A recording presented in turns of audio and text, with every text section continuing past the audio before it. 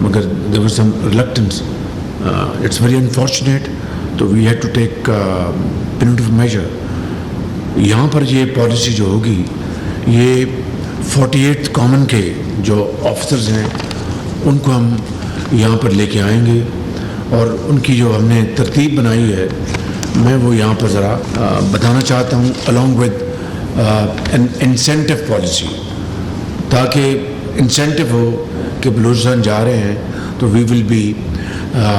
Rewarded for our good deeds. تو وہ policy ہے کہ half of the officers from the 48th common training program of both police and civil side will be posted to Balochistan immediately for a period of 1 year. Number 2, the remaining half of the officers from the 48th group will be posted to Balochistan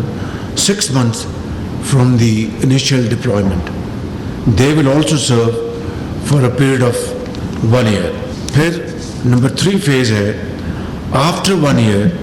the first half of the officers from the 49th common group will be posted to Balochistan for a period of 1 year. Phase 4, after 1.5 years the remaining half of the officers from the 49th group will be posted to Balochistan for a period of 1 year. یہ ہم نے فیصلہ کیا ہے federal government میں اور ان کے لیے ہم نے جو انسینٹو یہ بنایا ہے the officers posted under the policy I have just mentioned will be given 4 air tickets for travel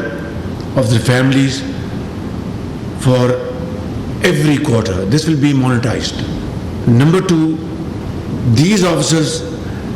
may be given 3 extra points in their performance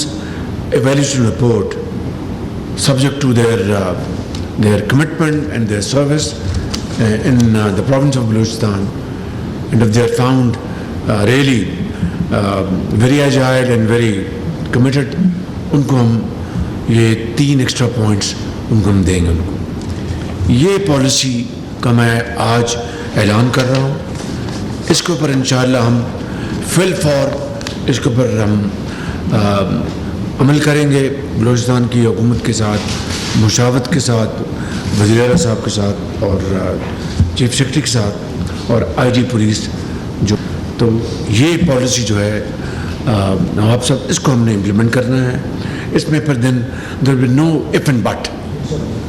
تو اس کو انشاءاللہ ہم ریزالو کریں گے اپنا امپلیمنٹ کریں گے تو انشاءاللہ آپ دیکھیں گے اس کے بڑے دورس اور بڑے مثبت نتائج ہوں گے اس کے. اس کے علاوہ چمن بارڈر پہ جو پاسپورٹ سٹاف جو ہے اس کو آلریڈی ڈبل کر دیا گیا ہے اور ڈائریکٹر سائبر بلوچستان جو ہیں ان کی تعیناتی اگلے چند دنوں میں انشاءاللہ یہاں پر ہو جائے گی. میں ختاماً یہ عرض کرنا چاہتا ہوں کہ دیکھیں یہ جو بات ہے یہ ڈیولپمنٹ پروگرام لے کے آئیں سوشل پروگرام لے کے آئیں انتہائی ضروری ہے کوئی شک نہیں. لیکن میں پہلی میٹنگ میں بھی کہہ چکا ہوں میں پھر even at the cost of reputation یہ کہنا چاہتا ہوں کہ صرف اگر معاملات ڈیولپمنٹ کی کمی کا ہوتا یا کوئی سینس آف ڈیپریویشن کی بات ہوتی کہ 27,000 کلومیٹر کی سڑکیں بنی ہیں اور میں یہ بات دہرانا نہیں چاہتا لیکن آئی تھنک اس کا ذکر کرنا اچھا ہوگا for the sake of this country کہ این ایف سی میں بلوچستان کا جو حصہ ہے 2010 کے این ایف سی میں وہ دگنا کر دیا گیا ہے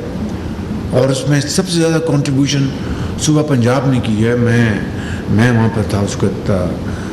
پنجاب کا خادم اور بڑی خوشی سے جب میں نے پنجاب اسمبلی کو یہ بات سنائی تو مجھے شاید ایک اندیشہ تھا کہ کچھ آوازیں اٹھیں گی. آپ یقین کریں کہ سب نے کہا کہ وزیر اعلیٰ بہت اچھا کام کیا آپ نے. تو وہ جو فنڈز الون وہ جو ایڈیشنلٹی ہے وہ میں سمجھتا ہوں کہ پنجاب کا جو حصہ 11 بلین وہ تقریباً 160 ارب بنتا ہے ان 14 سالوں میں. پورے پاکستان میں شفافیت وہی ہونی چاہیے جو ان کے ادارے کا معیار ہے. اور میں سمجھتا ہوں کہ ہم اپنے تائیں نواز شریف کی لیڈرشپ میں پنجاب میں وفاق میں ہم نے کیا, باقی حکومتیں بھی ڈیفینیٹلی انہوں نے کیا ہے, لیکن میں سمجھتا ہوں کہ اگر اسی شفافیت کو, جس کو جھنڈا اٹھا کر وزیر اعلیٰ چلے ہیں, مجھے بڑی خوشی ہے, تو آپ یہاں پر خوشحالی کا, ترقی کا انقلاب لا سکتے ہیں, مجھے کوئی شک نہیں, پرووائڈڈ کہ وہ جو فنڈز کی جو ترسیل کے ساتھ اس کی جو امپلیمنٹیشن ہے, تو وہ اس میں اگر آپ لے کے آئیں گے, check and balance, third party audit, supervision, جس طرح آپ کا ایک ویژن ہے, بہت اچھی بات ہے. میں سمجھتا ہوں اس سے, کیونکہ جو بلوچستان کے اندر جو کچھ ہو رہا ہے یا کے پی کے بعض حصوں میں جو کچھ ہو رہا ہے, وہ ایک بڑا ایک دشمنان پاکستان کا, جو نہیں چاہتے کہ سی پیک کا منصوبہ چلے, جو پاک چین دوستی میں رخنا ڈالنا چاہتے ہیں, جو میں سمجھتا ہوں کہ بلوچستان کی ترقی اور خوشحالی کے آڑے آنا چاہتے ہیں, اس میں they want to create bottlenecks, اور اس کے لیے ان کو اب گوادر پورٹ ایک بہترین منصوبہ ہے پاکستان کی اور بلوچستان کی ترقی اور خوشحالی کا. لیکن جس طرح گوادر کو فوکس کیا جا رہا ہے, وہاں پر دھرنے دیے جا رہے ہیں, وہاں پر اٹیک کیے جا رہے ہیں, میں سمجھتا ہوں کہ اگر ان لوگوں کو جو یہ حملے کر رہے ہیں, جو دھرنے کر رہے ہیں, اگر ان کو خوشحالی سے ان کو اگر فکر ہوتی تو گوادر تو ایک بہترین منصوبہ ہے. میں نے وفاق میں یہ اپنا پچھلی حکومت میں بھی جو ہماری 16 مہینے کی تھی, آج پھر اس مرتبہ میں نے ریٹریٹ کیا ہے کہ 50% جو پبلک سیکٹر میں جو امپورٹس ہوتی ہیں, چاہے وہ آپ کا فرٹیلائزر ہے, جو بھی ہے امپورٹس ہوتی ہیں, وہ گوادر پورٹ سے ہوں گی, تاکہ گوادر پورٹ آپریشنل ہو, یہاں پر لوگوں کو, وہاں کے لوگوں کو فائدہ پہنچے, ان کو جابس بنے, وہاں پر ٹرکس لوڈ کریں گے, ان لوڈ ہوگا مال جو آتا ہے,